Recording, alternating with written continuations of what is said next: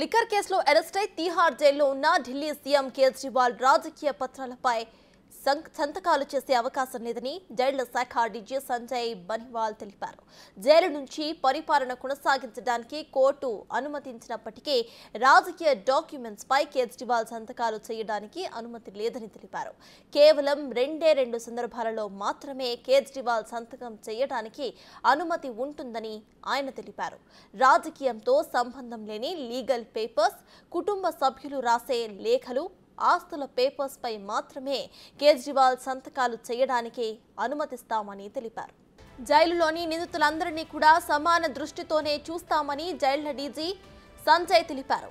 Jail నియమావళి ప్రకారం ఖైదీల మధ్య ఎటువంటి వ్యత్యాసాలు ఉండవని అన్నారు.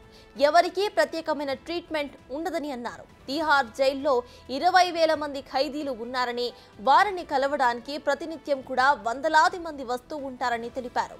ఇంతవరకు ఎవరి నుంచి కూడా ఒక్క ఫిర్యాదు కూడా రాలేదని డీజీ వివరించారు.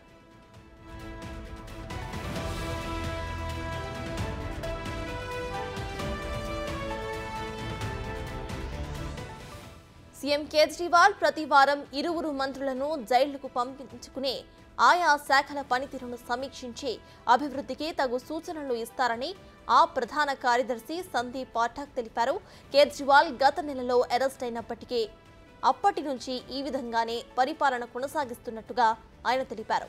ఈ నెల 3న మంత్రి అతిషి జైలులో కేజ్రీవాల్ ను కలిసిన అనంతరం మీడియాతో మాట్లాడుతూ సీఎం ఆరోగ్యం క్షీణించడానికి జైలులోనే మగ్గేలా బీజేపీ ప్రభుత్వం కుట్ర పన్నిందని ఆరోపించారు.